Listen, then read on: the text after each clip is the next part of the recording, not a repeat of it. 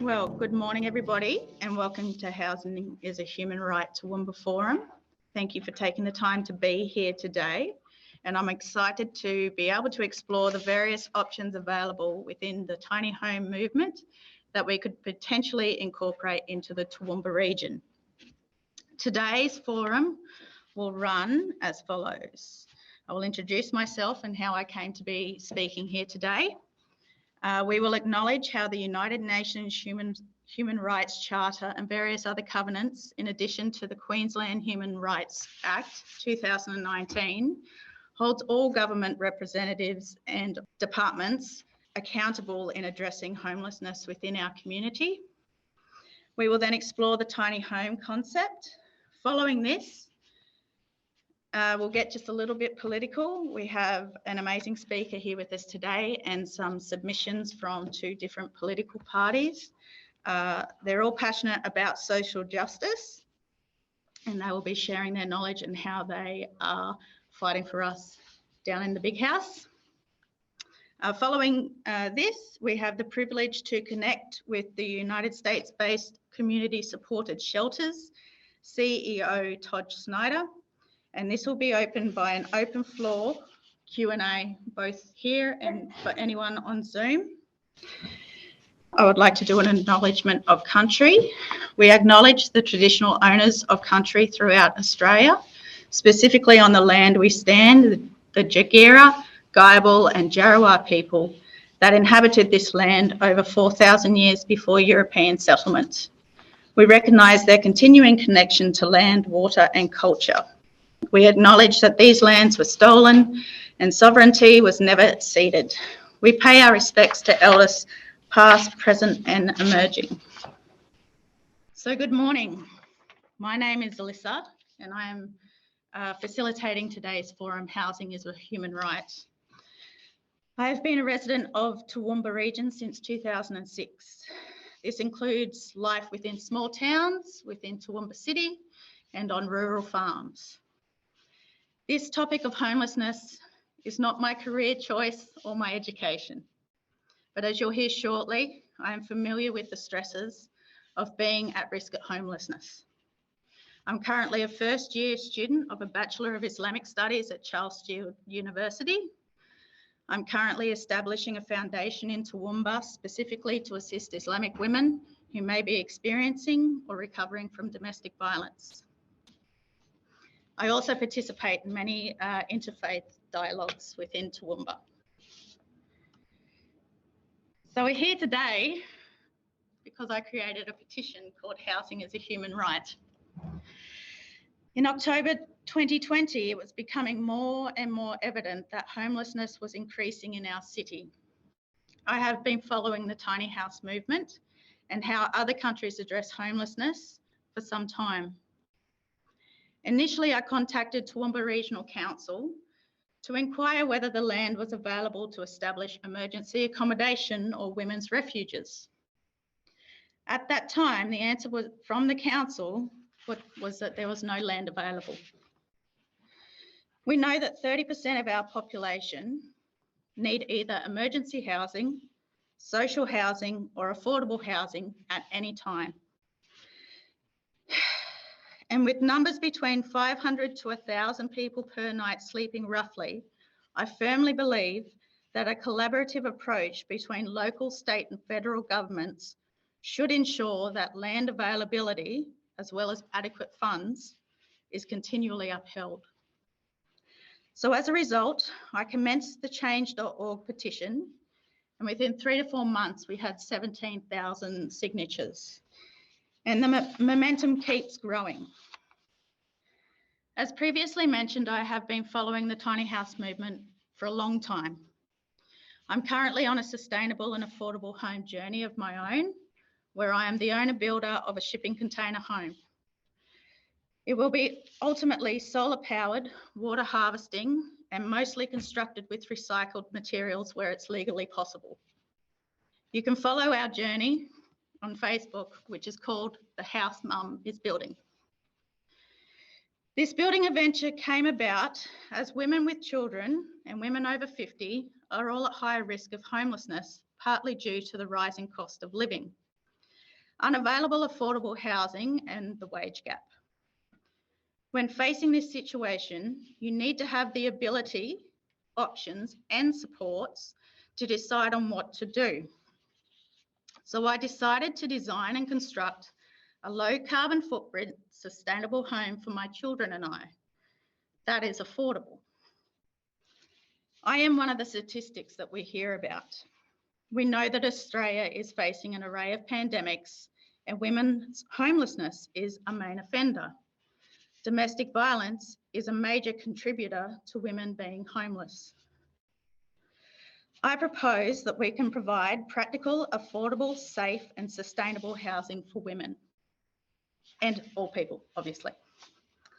This solution is not conventional or mainstream, but it is a life and death situation for some people. People experiencing homelessness face a violation of a wide range of human rights. Access to safe and secure housing is one of the most basic human rights. These human rights are protected by several international human rights treaties, including the International Covenant on Civil and Political Rights, International Covenant on Economic, Social and Cultural Rights, and the Convention on the Rights of the Child. So if we look at Article 11 of the International Covenant on Economic, Social and Cultural Rights, it states that the parties to the present covenant recognise the right of everyone to an adequate standing of living for themselves or their family, including adequate food, clothing and housing, and to the continuous improvement of living conditions. These parties will take appropriate steps to ensure the realisation of this right, recognising to this effect the essential importance of international cooperation based on free consent.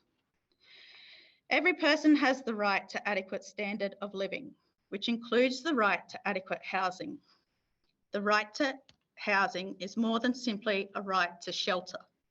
It is a right to have somewhere to live that is adequate. Whether housing is adequate depends on a range of factors, including the legal security of tenure, availability of services, materials, facilities and infrastructure, affordability, accessibility, habitability, location and cultural adequacy. The Queensland Human Rights Act commenced in its entirety on the 1st of January 2020 and forms a part of the administrative law obligations and oversight mechanisms that hold the Queensland Government to account. The main objectives of the Act are to protect and promote human rights, help build a culture in Queensland public sector that respects and promotes human rights, help promote a dialogue about the nature, meaning and scope of human rights. The sections of the Act that directly relate to homelessness are acknowledged on this slide. Again, homelessness is not simply the absence of a home. The ramifications are much more complex. Homelessness affects a right to life and freedom to choose where to live. It implicates a citizen's right to vote and participate in social activities. Under the Human Rights Act 2019, a person has the right to own property, including a home, the right to privacy, and the right for his reputation or character to not be unlawfully attacked. Under the Human Rights Act 2019, families and children are entitled to be protected by society and the state, including their liberty and security. Every child has the right to access primary and secondary education appropriate to the child's needs. Every person has the right to have access based on the person's abilities for further vocational education and training that is equally accessible to all. Finally, every person has the right to access health services without discrimination. As you can see, the occurrence of homelessness can have a direct negative effect on these human rights. Simply not having a fixed address can affect all of these that we've just mentioned. If you wish to make a complaint, or you think the government has not considered human rights in a decision or something they have done that affects the community, you may be able to make a complaint. The first step is to make a human rights complaint to the government department or service you are complaining about and wait for their response. If in 45 days they haven't answered your complaint or you aren't satisfied with their answer, you can complain to the Human Rights Commission. Tiny homes are not a new concept. In the 1940s, to ease the post-war housing shortage, prefabricated 64-metre squared homes were constructed as an immediate way to relieve citizens at risk of homelessness.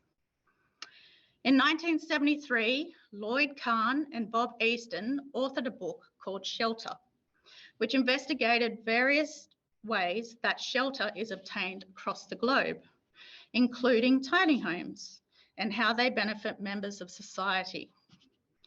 In 1997-1998, the first tiny house on wheels was created in the USA, an 87 square metre house structure on wheels. In the 2005 wake of Hurricane Katrina and the 2007-2008 global financial crisis, Americans began to seriously take on the tiny house movement as a form of accommodation. Tiny homes are a form of temporary and long-term housing. Tiny houses can form part of the solution to ease housing stress and provide affordable housing options.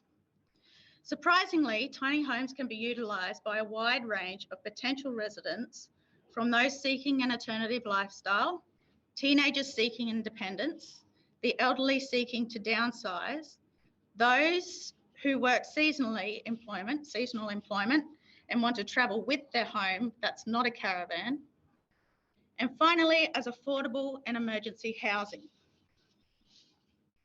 Tiny houses provide an innovative and sustainable alternative to traditional housing forms and contribute to housing diversity. Currently, under the Australian federal and state law, there is no planning scheme or specific building codes to support tiny homes. Tiny homes on wheels on private land, tiny home lots, tiny home villages, or tiny home house parks. However, a precedent has been set in 2016 in the US, where the International Code Council, which issues the International Residential Code, approved an appendix dedicated to specifying the safety standards for tiny houses. Basically, after a rigorous process of examination, US authorities demonstrated the acceptance of tiny houses as a legitimate form of housing. This is the step we need to complete in Australia. Coincidentally, the Australian Building Codes Board is one of the code developers and research organisations for the International Codes Council. Therefore, Australia is able to take this next step. We've already been involved. We haven't taken it on. On a local level, an opportunity exists to create a revised set of planning provisions to allow for smaller dwellings and urban infill in appropriate areas, particularly in areas experiencing high levels of housing unaffordability. Currently, there is no formal tiny house definition in Australia, Queensland, or Toowoomba. The concept of tiny usually refers to dwellings that are 37 metres squared or less. A tiny house is a structure that has the character and functionality of a permanent house. It is fixed to land as a primary dwelling and has a similar scale to a large caravan or RV, recreation vehicle. In comparison, a tiny house on wheels, known as a THOW, T-H-O-W, has the character and functionality of a permanent house, is built on a trailer, It's not fixed to the land, so it's a mobile unit, and it's often compared to a large caravan or RV. Currently, our planning scheme is being revised. This is our opportunity to take the time and address Toowoomba Regional Council through Have Your Say regarding amending our planning scheme to encompass tiny home backyard leases, tiny home villages, tiny home lots, and tiny home on wheels as acceptable forms of housing with appropriate building codes to suit. We will now be hearing from member for Toowoomba South, who made this submission to Queensland Parliament on the 16th of June 2021. I want to draw attention to one aspect of the budget, that I'm deeply concerned about, as so many on this side of the House are. It relates to the issue of homelessness and affordable housing. Affordable housing. Now, in the budget that was announced yesterday, social housing in Toowoomba is woefully underfunded. We are near the bottom of the table when it comes to investment in social housing in this year's budget. Now, Mr Deputy Speaker, there is a homelessness and housing crisis in Toowoomba, like there is so many areas around Queensland. And I want to acknowledge the efforts of a local group called Protea Place and their CEO Amanda, and I think of Susie that works there, but the women that run Protea Place right across the board, Shirley Ann, Jackie, Amanda, Lizzie. We have an extraordinary community in Toowoomba, and the efforts that the not-for-profit and the volunteer sector go to supporting our community must never be underestimated. I wanted to read an email from Amanda into Hansard, because she is telling me that they have never seen anything like it at Protea Place.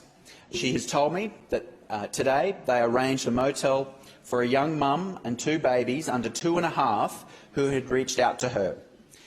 They had been sleeping in a tent in a creek bed since January. Mr Deputy Speaker, there is a homelessness and housing crisis in our state, and my hope is that the ministers, and I note the members for Waterford and Algester, I invite them to come to Toowoomba to meet with the women that run Protea Place. I want them to meet Amanda, I want them to meet Susie, I want them to meet their board, because we need some substantial funding into a place like Protea Place that supports, it is a day refuge that supports women with practical support, in the absence of immediate accommodation. And they provide meals, short-term hygiene packs, showers, laundry, clothing, domestic violence support, legal support, child safety advice. Every woman that comes to Protea Place seeking support from them will present with 5 different needs, 5 different touch points right across the state government sector, whether it be child safety, youth justice, housing. There is a significant need, and I call on the Labor government and the 2 ministers in particular to meet with Protea Place to learn more of their concerns and their funding needs. They are urgent, and our community is calling out for it. So now we have Jen Allpass. Thanks, Ellisa. I'd actually like to acknowledge the Jarrah people. We're on their land and acknowledge their elders, past, present and emerging. I am the federal candidate. It's okay. For Groom, but that's happened recently. I've actually worked within the housing and homeless industry for a very, very long time, a few decades. I've previously been a journalist for about 20 years. As Ellisa mentioned, for 6 years I volunteered full-time as working with women primarily from politically generated trauma, but a lot of that had to do with homelessness and DV. So today I was just coming along because I'm interested in all the different ideas that are coming up of how we can address this crisis, and it is a crisis, but it's not something new. And I think we need to remember that this has been going on for years and years and years, for decades and decades. And I think it's fantastic that we have community people putting their hands up, but I think it's also sad in a way that community people, once again, as we did with peace, it was community people who had to address an issue. We have a lot of money, we have a lot of business people, a lot of developers in this community, and it's taken Ellisa to put her hand up and give some sort of idea of what we can do about this crisis. If putting my political hat on, which is something that is new to me, but is dear to me because it gives me that platform, even if it's a campaign time, to talk to you about. We've had the same, I guess, political group here for decades, in fact, a century, if you're looking at federal Groom, and what's been done about the housing crisis? Nothing. I'm pretty sure they'll turn up to something that's happening this week. That's an $85 ticket, starts from, for an hour and a half, Sort of thing homeless people can afford? which is full of the media and full of their cohorts. If they wanted to do something about it, they've had years and years and years to do something about it, and they haven't. What I will say about Anthony Albanese is I have met him on a few occasions. He does come from social housing. When he says he wants to fix it and want to be part of it, that's actually one thing I believe in a politician. It's not an announcement. He actually wants to do something about it. He has, in fact, written himself a housing future fund, which involves the 25% of homes that are actually social housing that's actually unfit and unlivable. I've been in them.